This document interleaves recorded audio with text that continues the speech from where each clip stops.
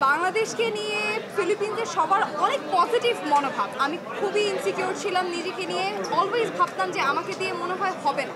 I felt that I belonged for the first time. So I would say Miss Bangladesh is a platform for girls, for women who have felt unseen. আমি miss Bangladesh 2024-এর winner ছিলাম এবং miss Bangladesh থেকে আমি miss আর্থে গিয়েছিলাম বাংলাদেশকে represent করতে। এটা আমার ওখানকারই স্যাশন, এটা আমি মিস আর্থেই পড়েছি।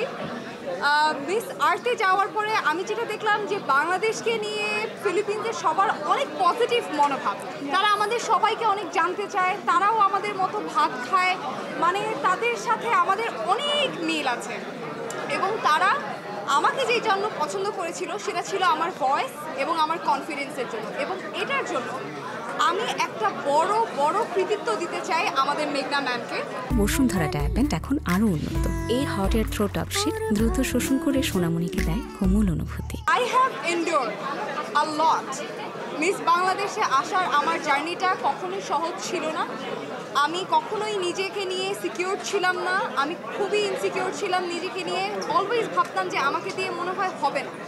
কিন্তু আমার ফ্রেন্ডসরা, আমার মা যিনি একজন সিঙ্গেল প্যারেন্ট, উনি আমাকে খুবই উদ্বুদ্ধ করেছেন যে তুমি আসো, তুমি একটা ট্রাই করো, অ্যাটলিস্ট একটা ট্রাই করতে পারো। Then Meghna ma'am, as my mentor, she taught me how to use my voice. Then when I joined Miss Bangladesh, I never felt that I was left out. I felt that I belonged for the first time. So I would say Miss Bangladesh is a platform for girls, for women who have felt unseen, we have felt unsecured and underestimated. So আমি বলবো যে আমাদের voice এবং right এবং women এম্পাওয়ারমেন্টের যদি আসল কোনো জায়গা থেকে থাকে, that would be miss Bangladesh any day. And thank you so much.